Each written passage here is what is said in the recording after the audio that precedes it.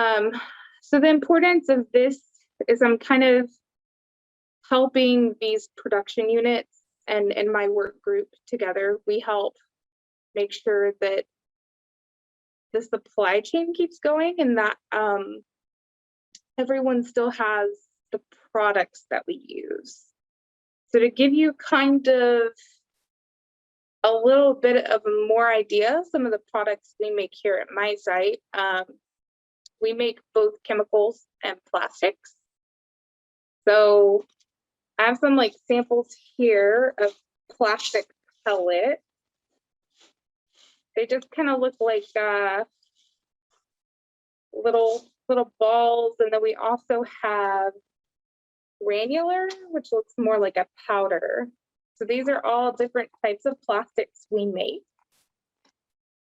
And then you'll see those in like, this is one of the uses of our plastics. This is a high voltage electric cord. So you can see kind of the cross section here, but the part we make is this black plastic, which is what goes on the outside of the cord. So you'll also see that in like cell phone cords, tablets, the black coating you see on your charger cords. That's a plastic that we make. So then kind of take the camera over here for a second. And these are all things that you'll see. We do like a chemical that goes in brake fluid. I don't have a sample of chemical because it would just kind of look like water in a bottle. So it's not as cool to look at as pellets. One of our chemicals goes into a product that goes into Red Bull. We also go into a lot of soaps, so like shampoos, laundry detergents, shaving cream, sunscreen, actually. And a more surprising one is makeup. So this is a foundation. One of our products called TEA goes into that. We also have products that go into cleaners like Mr. Clean and Windex. If you can see that one, I'm bad at camera angling. And then also antifreeze. So that's kind of an idea of where some of our products end up. I guess at this point, I'll pause and see if anyone has any questions.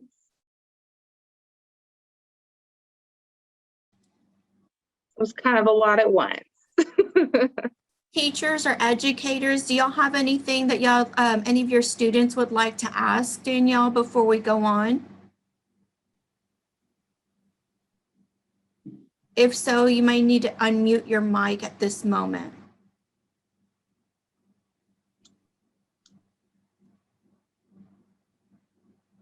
Okay, with no questions, we'll just continue.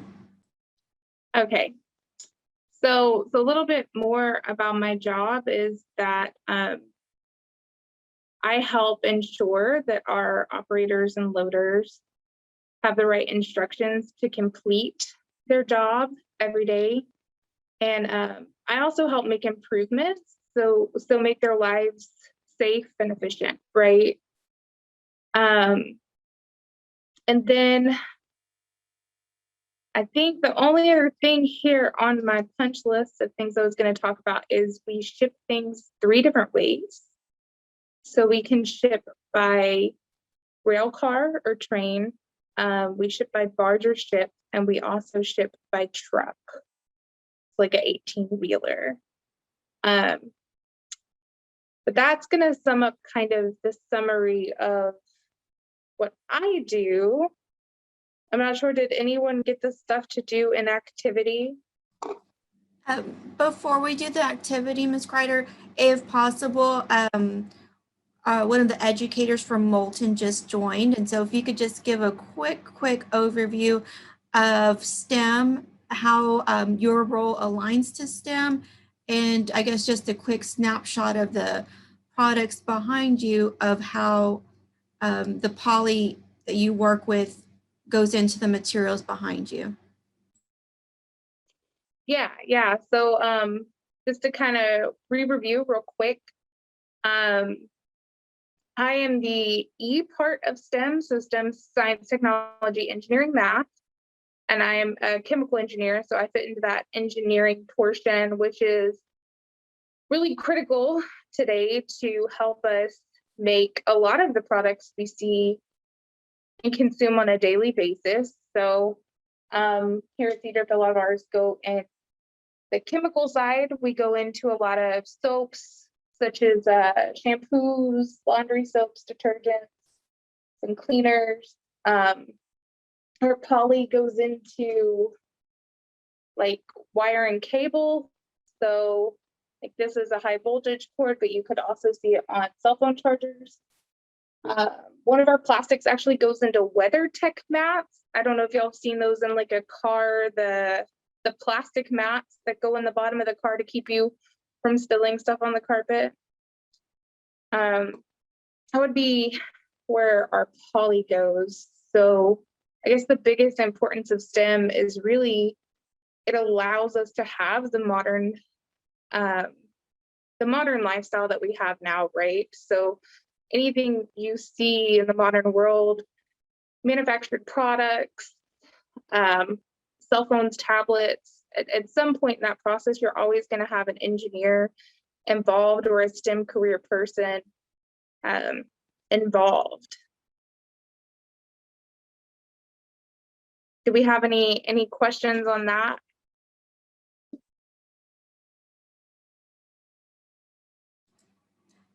There doesn't appear to be any other questions in the chat panel. If you want to continue, you're more than welcome to. All right, so let's see if I can figure out how to angle my phone to do this activity without hopefully breaking it. Moulton might have a question. Go ahead. Okay, do you have a question, Dominique?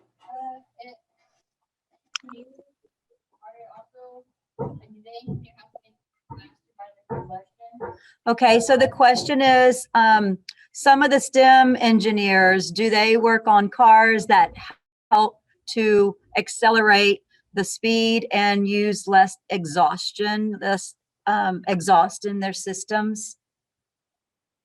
So that wouldn't be my type of engineering per se, but the thing about chemical engineering is it's so diverse. I mean, I looked at doing an internship with Estee Lauder, which is a really big makeup brand. So, I mean, you'll have engineering in food, you have it in makeup, food of any type, really. But yes, to answer your question, you do have engineers that help with design of cars, making them, so like how many gallons of fuel you get, how many miles you get to a gallon, that's all engineering work, is to make that motor work better and so that you use less fuel. Or like I'm sure y'all have heard of Tesla using batteries to power cars, like that is all part of the STEM field. So there's definitely a place in the car world. It's not my my specialty, but yes, there are definitely STEM fields within that industry as well. Hello, we have a question. Okay. May we ask what kind of schooling have you had? Where did you go to school, or how many years, or was it a special kind of school that you went to become a chemical engineer?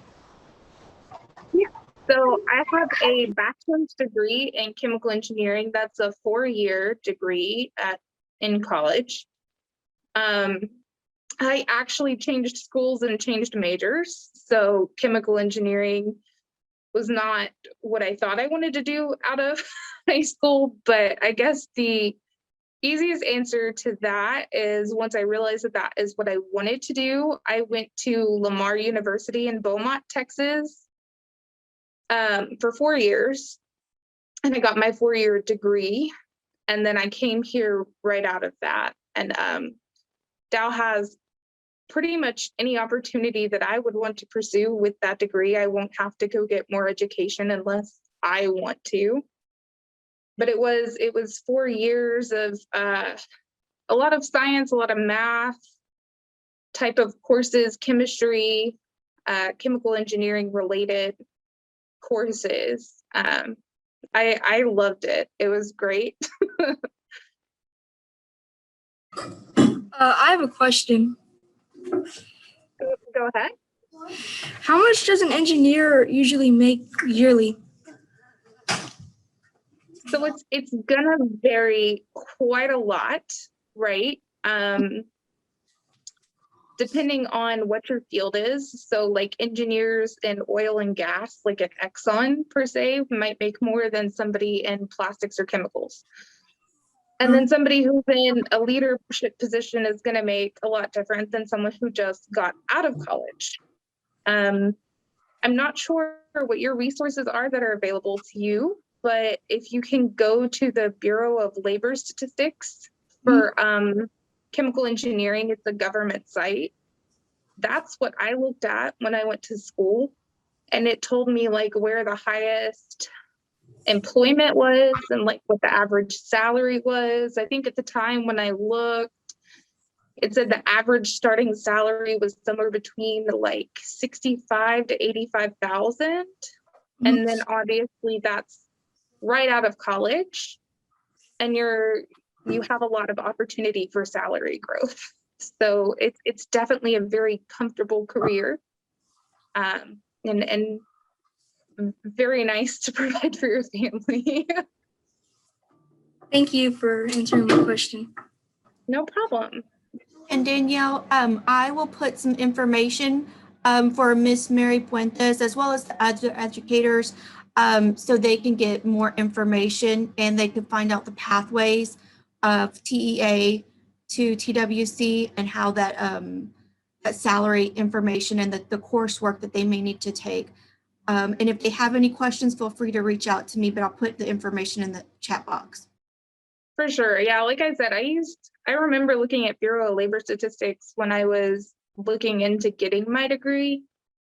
And that's all like, I guess, census info maybe that they get that from. I'm not sure, but if anyone is interested afterward and has more intense questions about like my course load or what I did or how I got financial aid, because my parents could not afford to put me through college. So I had to pay for it myself. And I did a lot of that with financial aid. So those options are always there, to find a way to go to college if you want to, right? Excuse me, Moulton has another question. Are you Go ready? ahead. Yes. So I have one student who would like to know, and of course, if we have one student, we probably have more than one who would like to know which job would give them the most bang for their buck, where they'll make the most money in a field like STEM. Just give me a couple. Chemical engineering is very lucrative, meaning you can make quite a bit of money. Especially with a 4-year degree, you can end up in management and leadership positions where you're making very comfortable salaries. And then, I mean, this is probably maybe more involved than I was thinking in 5th grade, but going into like Exxon, Valero Gas pays a little bit better as an engineer than like the chemical industry that I went into. However, the job security isn't as great. So I decided to go with the field I'm in because it would be stable employment. And with oil and gas, sometimes you see rounds of people getting laid off and just having to constantly look for jobs. And I just wanted something where I showed up every day and I always had a nice salary. I know that chemical engineering is really lucrative. I would assume other engineering and technology careers are as well. But this just happened to be the one. I was good at chemistry and math, and so this one made sense for me. Thank you. That was great. We have another student who has a question. Okay, go ahead. What's the difference between gas and diesel? Okay, is asking you this question. If you know the difference between gasoline and diesel fuel, if you could give a quick rundown. I actually do a little bit, a very high level, so it's not what I work with, but diesel is a much heavier part of the gasoline. So if you have crude oil, right? And the crude oil gets separated, the lighter stuff turns into gasoline, the heavier stuff turns into diesel, and the diesel's less refined. That's about the extent of my knowledge on gasoline, unfortunately. Thank you. You answered the question. He's nodding his head. We have one more question. I think we're finished. So go ahead, ask. How much chemicals would How much chemicals would you make a year? How much chemicals would we make a year? I haven't looked at, so I do the environmental reporting, so you think I know this right off the top of my head, but probably billions of pounds a year when you combine them. So I actually am on the chemical side of site logistics, and we have maybe 20 something different chemicals, and each one of those chemicals we ship millions and millions and millions of pounds a year. So altogether, this plant ships billions of pounds of chemical and probably billions of pounds of plastics on top of that. And that's just one plant. We have other plants in the area that make different products. So it's quite a lot, actually. Thank you. We have one more question. Okay, I can do questions all day. This is fun. The question is, which chemical, and you know about many of them, but of the ones you know about, which one is the most difficult to make for humans to then use? Difficult to make. To process so that we can use it.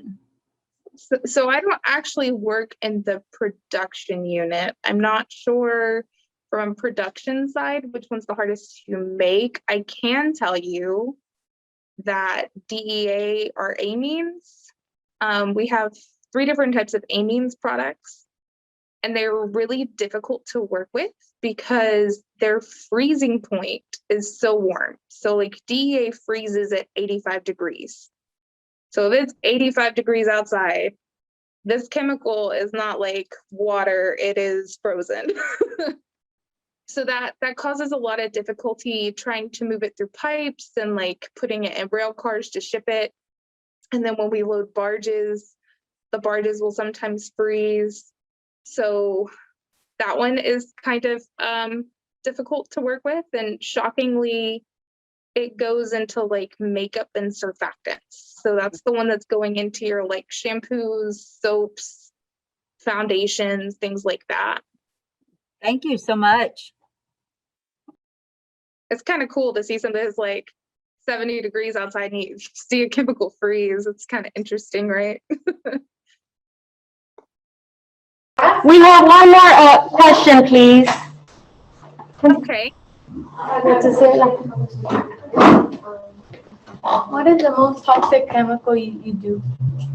What is the most toxic chemical that you produce? So of the chemicals we produce, a lot of them are not very toxic, right? Because they are going into shampoo and plastic and cleaners that are going to make contact with humans. Some of our stuff goes into like paints to paint your wall. So not a lot of the stuff that we make is toxic. The one thing I would say is that one of our raw materials, ammonia, is kind of one of those weird situations where the chemical itself, when diluted, is not that harmful. So like Windex has ammonia in it and it's diluted and that's not harmful, right? But when you have it in its pure form, it can cause irritation to the lungs.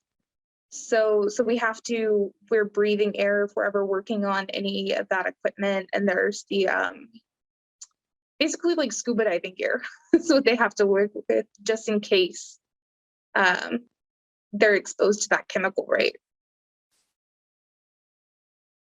Ms. Kreider, we have one more question from Miss Mary Puentes. Okay.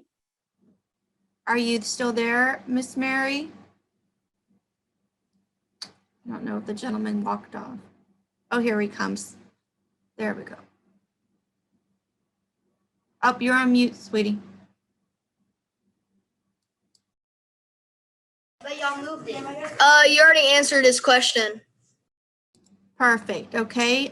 Miss Scott, we see you have a student ready. What is the most interesting material you've used to make a chemical? What is the most interesting material used to make a chemical?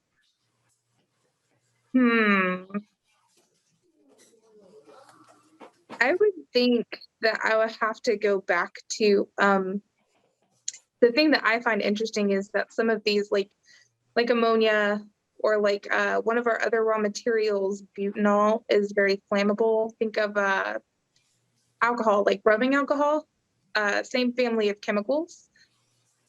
And so it's very flammable, but then you put it through this production process and you end up with things that aren't that harmful, right? Like paint and laundry soap. So I think that's really interesting that through this production process, sometimes you have chemicals that aren't necessarily safe, and then you do a chemical reaction and you change what that chemical is, and it can be something that's very safe, right? Thank you.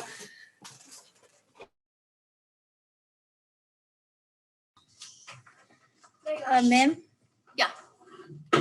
What is the best material or safest that y'all have? What is the safest?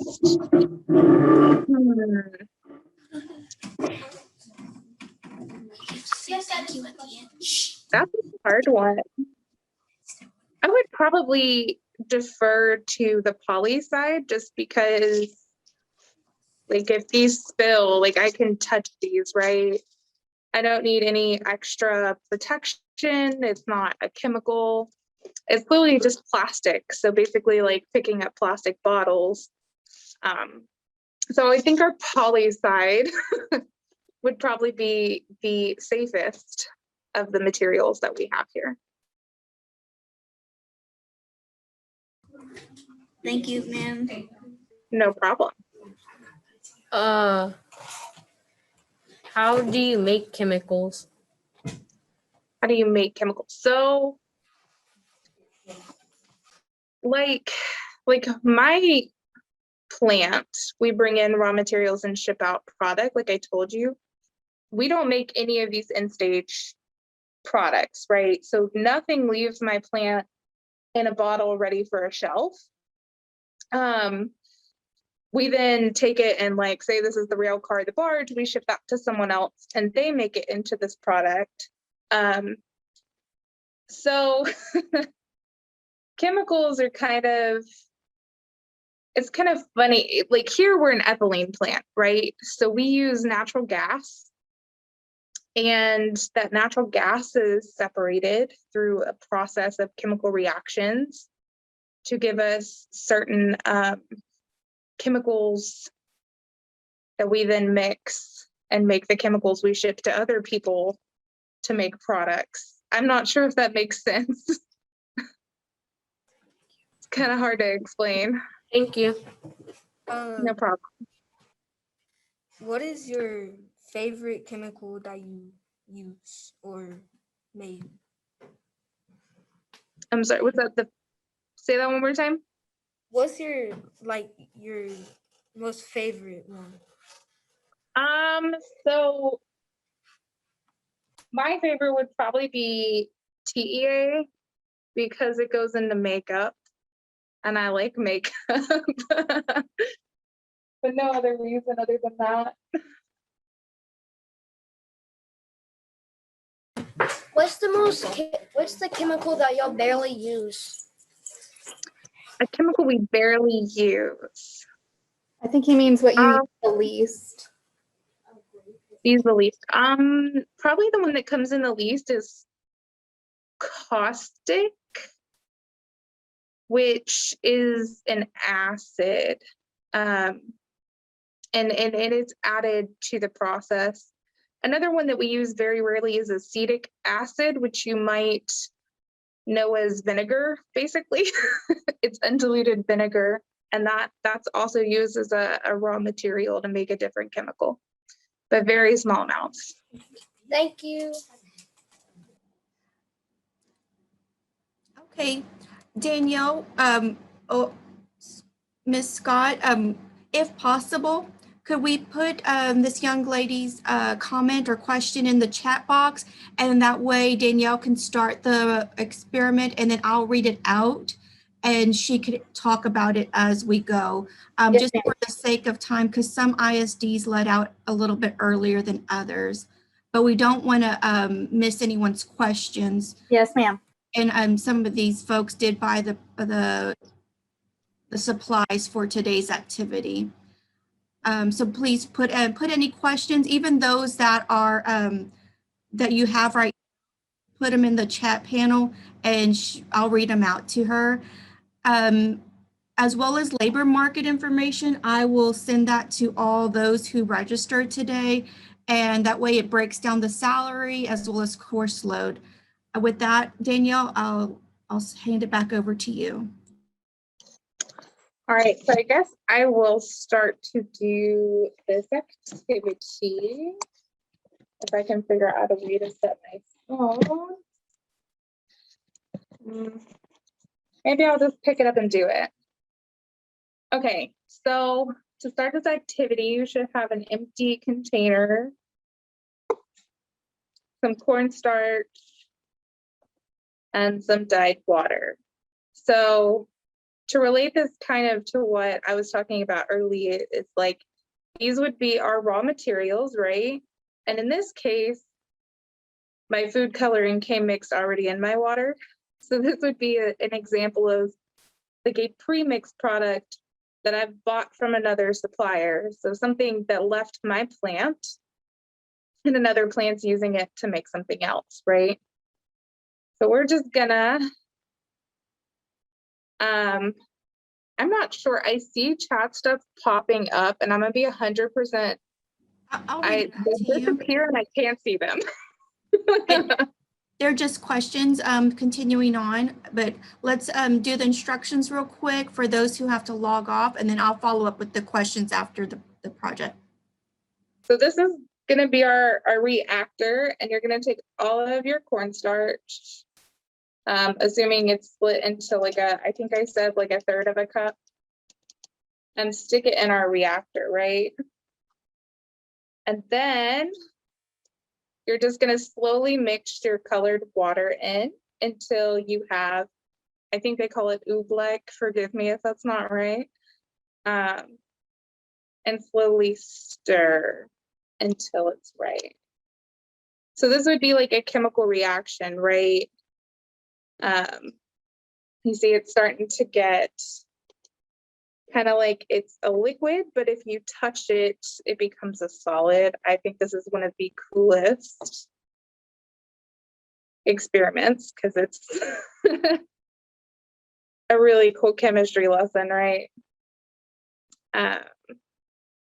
So then once we have the water mixed into our cornstarch and we have our oobleck, that would be our finished product, right?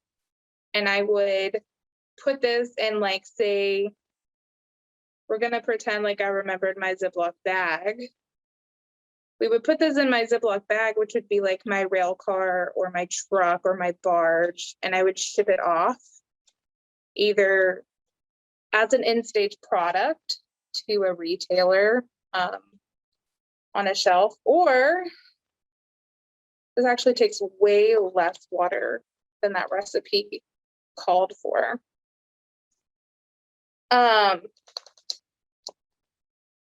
Or it would get shipped to like another plant who wanted to maybe put glitter in it, right? And then they would package it as an in-stage product.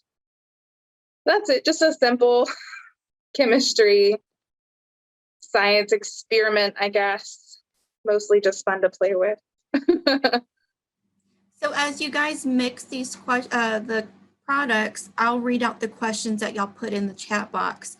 One question states, what product do you use the most? What product do I use the most? So we ship the most amines products, from my memory at least. And those are your ones that go into your shampoos, the laundry soaps, things like that. It also goes, I believe, it's an amine that goes into Red Bull. And then it also goes into like some paints and things like that. One of them actually goes into a Clorox. One of our products here goes into Clorox wipes. So for a while, at the beginning of the pandemic, we were shipping that like crazy, which was very abnormal for us. But because of the high demand, like everyone needed Clorox wipes at the beginning of the pandemic, we shipped a lot of that product. Okay, the next question is, what is your favorite part about chemistry? What is my favorite part?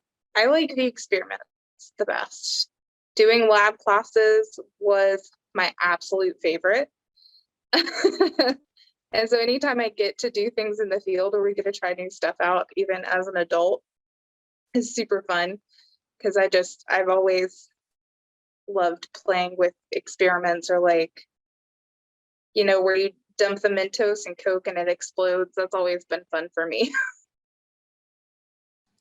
Next question we have here is, how long have you been working in the industry? How long have I? So I've been in my current role. I took this role right out of college. I've been in this current role like almost 2.5 years. While I was in college, part of why it took me a little bit longer is I did what's called an internship co-op, or some of the words you'll be used. So I basically went in and worked under an actual engineer and got to try out if I was going to like the field, right? So I got to kind of go work in it under supervision. And at that point I knew like, oh, okay, I'm going to enjoy doing this. And then I came back. So altogether that puts me about 3.5 years of experience. It's a two-part question. What is the least toxic and the most toxic or most dangerous chemical you have used and in the world? I have used and in the world. So I'd honestly have to consult Google. I know when I did my internship, we did it next to a hydrogen cyanide plant, which was like, if just a little bit of that got in the air, it could kill you. And so I bet that one's pretty far up there. And then least toxic, I would just look at things you use every day, right? So your stuff that's in like things that you eat.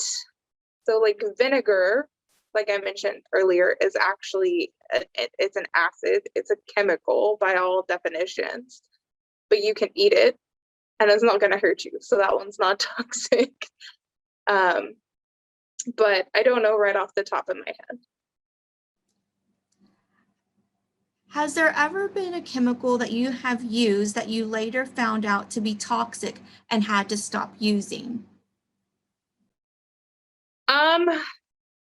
No.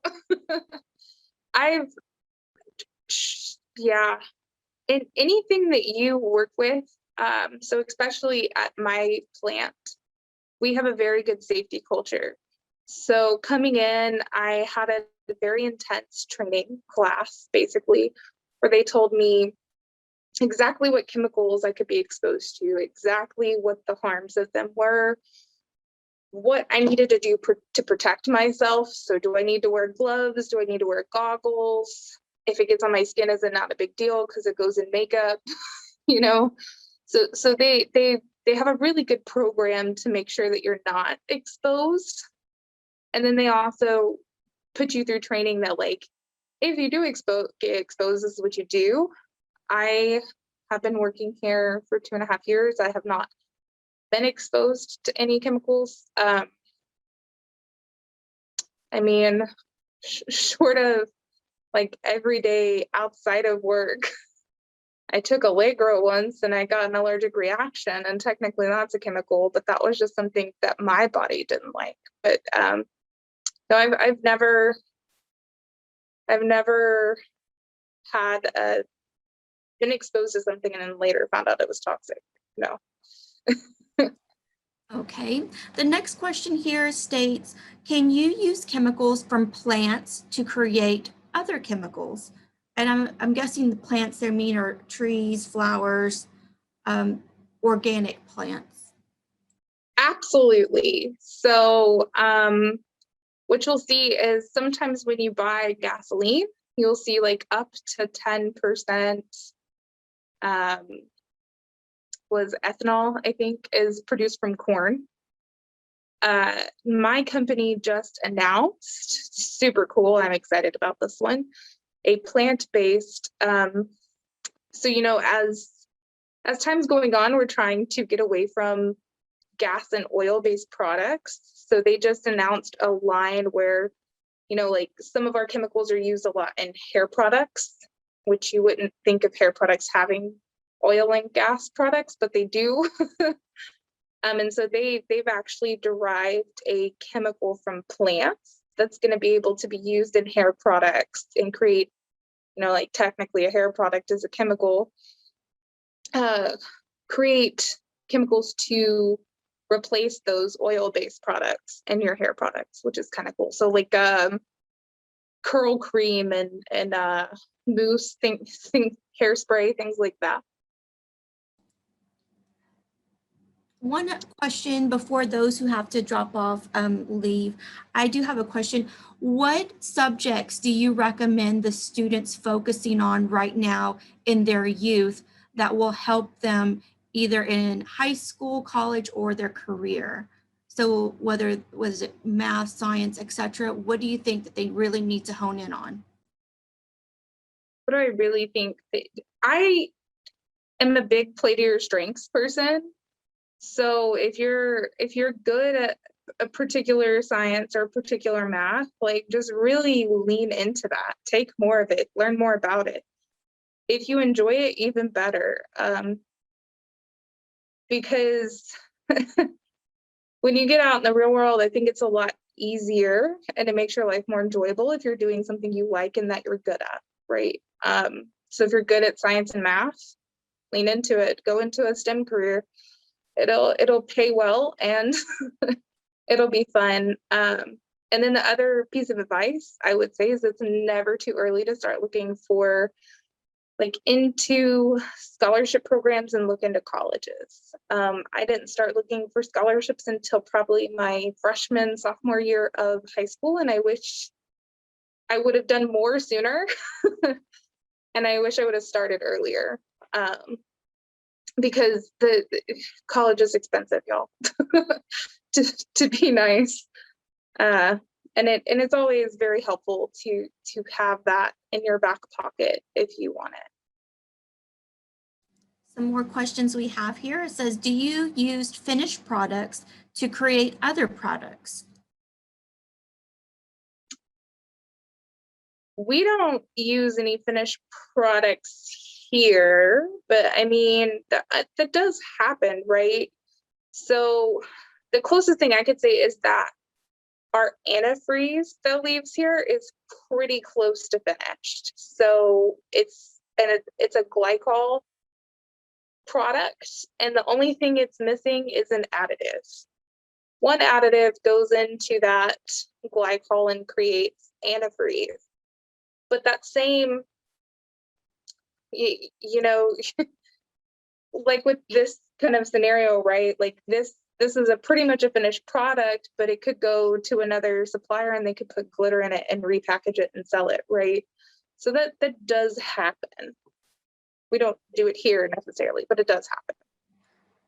Our last question is, do any of the chemicals you make go into food?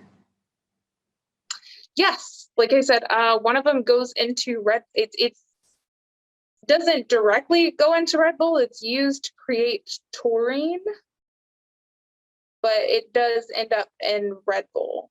And then a lot of our plastics, some of our plastics go into making like lettuce bags. Or I think F-Unit in Victoria, I once heard, I'm not sure if this is true, that they also make a food grade plastic. And that just kind of it's not just like water bottle plastic, right? The plastic itself will help produce stay fresh longer so that you can ship it. So it touches food, but it doesn't go in your food, if that makes sense. We do have one other question that popped in. Has there ever been a chemical explosion where you work? Has there ever been a chemical explosion where I work? Yes, I believe in the 80s. Don't quote me on 8191. 81, 91. Yeah. Yeah, I think it was in the 80s or early 90s. It was far before I was born. There was one here. I don't believe there were any fatalities.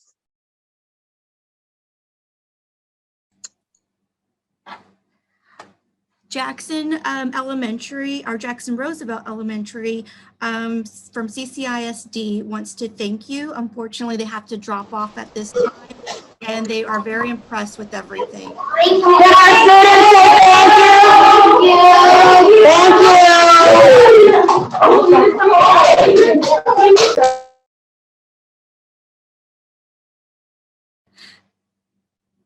That was their goodbye. Ms. Fuentes has a question asking, is it fun to play with chemicals? Is it fun to play? I think so. I mean, it's my thing. I mean, if you've always enjoyed like those science experiments where you like make elephant toothpaste, or like even slime technically is a science experiment, right? Yes, I find it fun. Now everyone has a different definition of fun, right? But that's all I've got on that one. Educators or parents that are online, do y'all have any other questions before we wrap up?